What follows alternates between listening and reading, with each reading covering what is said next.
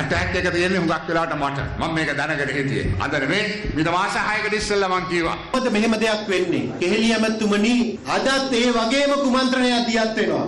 එන්නත් විස වෙනවා, සේලයින් විස වෙනවා, දිනපතා ප්‍රවෘත්ති මවනවා. මේ සියල්ල යම්කිසි කුමන්ත්‍රණයක්ද කියන කාරණය ඉතාම තදින් හොයා බලන්න ඕනේ කියන යෝජනාව මම ඔබතුමාට කියනවා. මිනිහෙක් දෙන්නෙක් මොනවා හරි කරලා මැරුවොත් මිනිහක් කරේ තියන ගෝල් ෆේස් එකට එන්න පුළුවන්ද කියලා දැන් සලකලා බලනවා. මේ තල්ලුවේකට යන්නේ එතෙන්න කියලා මම මාස කීපයකට පෙර කිව්වා. මම කවදාවත් දේශපාලන වශයෙන් අභියෝග වලට බය වෙලා නැහැ. අපි සූදානම් වෙනවා එවැනි තත්ත්වයකට ඕනෑම තත්ත්වයකට මුහුණ දෙන්න. මොකද දැන් වුන්ට පේනවා රටේ යම් කිසි විදිය ස්ථාවරකට එනවා. මේක මේ ස්ථාවරකට ඇවිල්ලා ශක්තිමත් වෙන්න ඉස්සෙල්ලා මේක කඩා දැමිය යුතුයි. එංගලන්තේ වෙන්න පුළුවන්.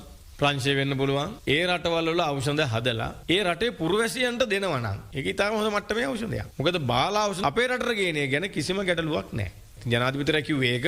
ඉතින් මේකේ ප්‍රමාදයක් තියෙනවනේ ලියාපදිංචියට. ප්‍රමාද කරනවා නම් හිතාමතා වහා මේ රටවල භාවිතා කරන ඖෂධ ගෙනල්ලා මේ රටේ පුරවැසියන්ගේ මේ ඖෂධ හිඟිය මගහරවන්න කටයුතු කරනවා. මොන කාලකන්ණි කතාවක්ද මේ? අභියෝග බාර ගන්න චරිතයක්. දැන් ඔය අද එන ඔය රැලි වලට, ඔය කැරලි වලට මේ කෙහෙලියලා ඔළුව නමයිද?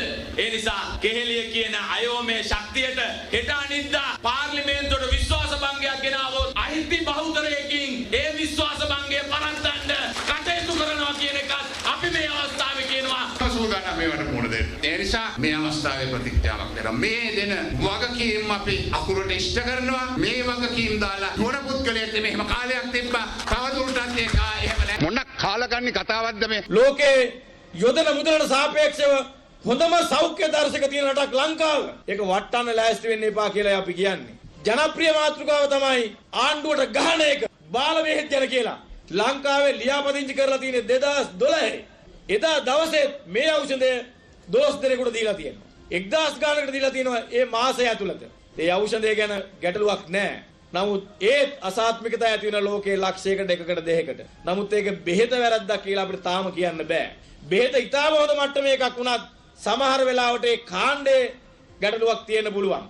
ඒක ආණ්ඩුවේ බාල බෙහෙත් ගෙන්වීමක් කියලා කවුරුව වර්තකථනය කරනවා නම් මොන කාලකන්ණි කතාවක්ද මේ? සෞඛ්‍ය වෛද්‍ය නිලධාරීතුමා දරුවව පරීක්ෂා කරලා කිසිදු ගැටලුවක් නැති නිසා දරුවට එන්නත ලබා දීලා තිබ්බා. පසු විපරම් කිරීමේදීත් කිසිදු ගැටලුවක් ළමයාට තිබිලා නැහැ. පැය භාගයෙන් පසුව තමයි ඒ දරුවා සායන මධ්‍යස්ථානයෙන් එළියට අරගෙන ගිහින් තියෙන්නේ. දරුවාගේ මවට උණ තිබ්බයි කියලා දැනගන්නට ලැබිලා තියෙනවා. මවට මතක හැටියට රාත්‍රී 10ට පමණක් මව්කිරි උරාබීම සිද්ධ කළා කියලා අපට දැනගන්නට ලැබිලා තියෙනවා. පාන්දර බලනකොට දරුවා කටින් සෙම දාලා තිබ්බයි කියන කාරණය සහ ඒෂණිකවම දරුවව රෝහලට අරගෙන ගියා කියන කාරණය වාර්තා වෙනවා. මේ එන්නත් වැල්ලෙකින් දෙන්න පුළුවන් දරුවන් 20 දෙනෙක්ට මේ එන්නත. එතකොට ඒ එන්නතින් යම් කිසි ගැටලුකාරී තත්ත්වයක් ඇති වුණා නම් අනෙකුත් දරුවන්ටත් එය වින්න ඕනේ.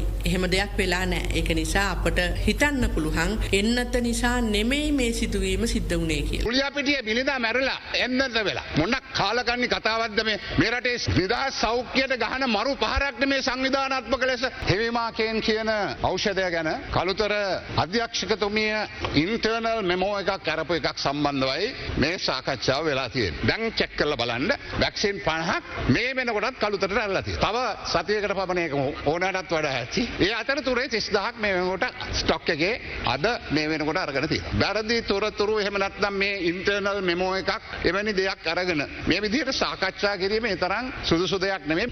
ඒ වගේම පක්ෂ නායකතුමනි අපි මේ පාර්ලිමේන්තුවේ සාමාන්‍ය රෝගියා රෝහලට යොමු වෙලා තියෙන ඉතාම ප්‍රමාද වෙලා අදාළ රෝගයට නිසි කාලයේදී ප්‍රතිකාර අරගෙන නැහැ. වෙනත් බාහිර ප්‍රතිකර්ම යොදලා රෝගයේ මුළු ශරීරයේම උඩුදිව පස්සේ තමයි ගලින් බිඳුණු රෝහලට ඇතුළත් වෙලා ඉන්පසු එහින් අනුරාධපුර රෝහලට මාරු කරලා ලෙවලා තියෙනවා. ඒ වන විට ශරීරයේ පුරාම අසාධනයේ පැතිර ගොස් අවසාන වෙලා සෙලියුලයිටිස් චෙස්ට් සෙලියුලයිටිස් කියන තත්වයට රෝගියා පත් වෙලා තිබුණා. ඒ සමගම සෙප්සිස් කියන තත්වයට පත් වෙලා සියලුම ශරීර අවයව දුර්වල වෙලා අඩපණ වී තිබුණා. ඉතින් ඒ අවසාන අවස්ථාවේදී රෝගියා කෘත්‍රිම ශ්වසන යන්ත්‍රයට සම්බන්ධ කිරීමෙන් පසු පැය 24කට පසු අසාධ්‍ය තත්ත්වයේ සිට මිය ගියා. කිසිම ඖෂධයක් විසවීම හෝ අසාත්මිකතාවයක් නිසා නෙවෙයි මේ රෝගය මියගියේ. මොන කාලකන්ණි කතාවක්ද මේ? එක වෛද්‍යවරයෙකුගේ වැරද්ද නිසා මේ රටේ සෞඛ්‍ය අමාත්‍යාංශය උත්සාහ කරනවා රෝගීන් මරලා දාන්න. මේ සාහසික කතා කියන එක යුක්තිසහගතද? අවුරුදු දෙනවා නම් දැන් ඉන්න සෞඛ්‍ය අමාත්‍යාංශයට විශ්වාස භංග යෝජනාවක් ගෙනල්ලා මේ පත්ති විත්තන්න පුළුවන් කියලා. ඒව කරන්න ගියොත් එහෙම දවස ගානේ සෞඛ්‍ය අමාත්‍යාංශය අයින් කරන්න මැරෙන. ඉස්පිරිතාලෙට යනවා නම් ලක්ෂයක් ඒ ලක්ෂම ආපහු යහතින් එන්නේ නැහැ. ඒ නිසාම තමයි අපාසනාවට බල්ශාලාවක් දාලා තියෙන්නේ ඉස්පිරිතාල ඉස්සරහ. මේක තමයි යථාර්ථය. මේ කාට හරි ඇමතිකම් ගන්න ඕන නම් කියන්නේ ඒක වෙන කතාවක්. වෙන්න නම් සාධාරණ හේතුන් තියෙන්න ඕනේ සංක. ඒ කාරු හරි කීප දෙනෙක් ඇවිල්ලා මේ අස්සනුවේ කියලා කිව්වර මේ රටේ මිලියන 22ක් ජනතාව ඉන්නවා. ඔබතුමා ඔය 100% ලඝු කරනවද මේ සෞඛ්‍ය ශාස්ත්‍රය ඇති වී තිබෙන අර්බුදය සම්බන්ධයෙන් ඉදිරිපත් වන විරෝධය? මේ සම්බන්ධව සුළුවට තකන එක නෙමෙයි මගේ අදහස. එහෙම නැත්නම් මේකට සංවේදී නොවන එක නෙමෙයි. මේ හැම දෙයකටම අපි සංවේදී වෙන්නත් ඕනේ. මේ මිලියන 22ක ජනතාවගේ නිදහස් සෞඛ්‍යයට මේ ගහන ප්‍රහාරයට මුහුණ දෙන්න ඕනේ. ඒකට මම සූදානම්.